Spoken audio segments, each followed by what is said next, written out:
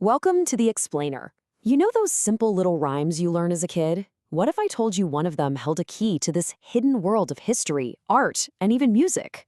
Today, we're going to see how a few lines about London connect us to a centuries-old tradition of these massive, city-sized instruments.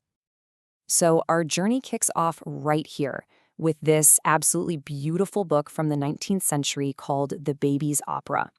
It was illustrated by the incredible artist Walter Crane, who basically took these classic rhymes and gave them a whole new life with these stunning illustrations. It's a real treasure.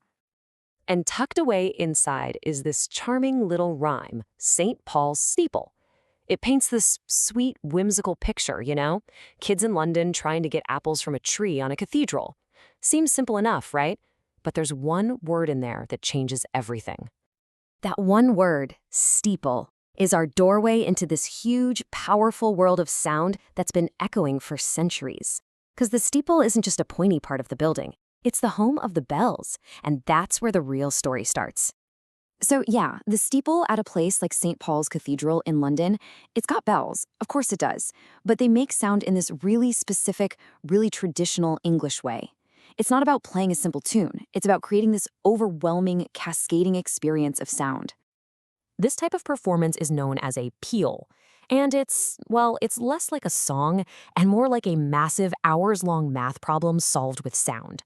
The whole point is to ring a set of bells in every single possible order, every permutation, without ever repeating a sequence. It can take hours.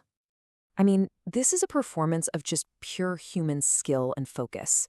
You've got these bell ringers working in perfect sync, and it creates this auditory tapestry. It's a sound that doesn't just travel through the air. You feel it in the ground, and it resonates through hundreds of years of tradition. Okay, so that cascading pattern of a peal is one way to make a steeple sing, but it's not the only way. There's another, even bigger, grander form, where the steeple itself literally becomes one giant, playable instrument. And this is it, a carillon. This is where a whole set of precisely tuned bells come together to transform the entire tower into a genuine musical instrument. We're talking something on an absolutely immense scale, capable of playing real complex music. And the key here really is the scale and the precision. A real carillon needs a minimum of 23 bells, and they all have to be perfectly tuned and arranged, just like the keys on a piano. The result is this incredibly musical instrument that you can hear for miles around. So unlike the strict mathematical patterns of a peal, a carillon is actually played by a musician, a carillonneur. They use this wild-looking keyboard and pedal system, and they can play real songs, folk tunes, classical pieces, you name it. It's powerful, but it's also incredibly nuanced and expressive. So let's break it down, right? A peal is that intricate ringing tapestry of mathematical patterns. But a carillon, that's like a colossal, city-sized piano designed for true musical expression. Two totally different philosophies for making a steeple sing. But, you know, the story doesn't just stop up in the bell tower. This super old rhyme has found a whole new life today. Not as some dusty old artifact, but as a surprisingly powerful tool for teaching music.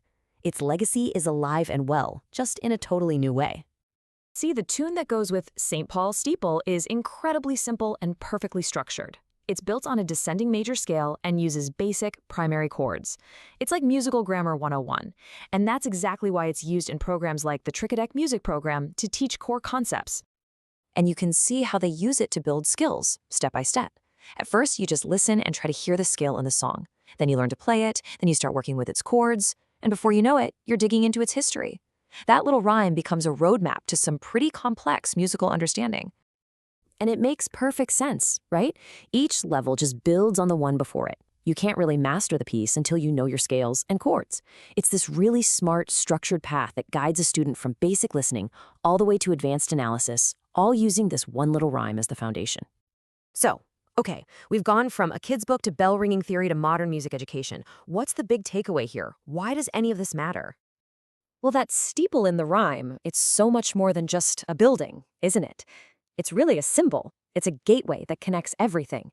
The art of Walter Crane, the history of London's bells, and the future of music education. It's a great reminder that the simplest things often hold the most profound connections to our shared experience. And it kind of makes you wonder, right? What other amazing, complex worlds are just hiding in plain sight? Tucked away in those simple songs and rhymes we've all known our whole lives, just waiting for us to listen a little closer.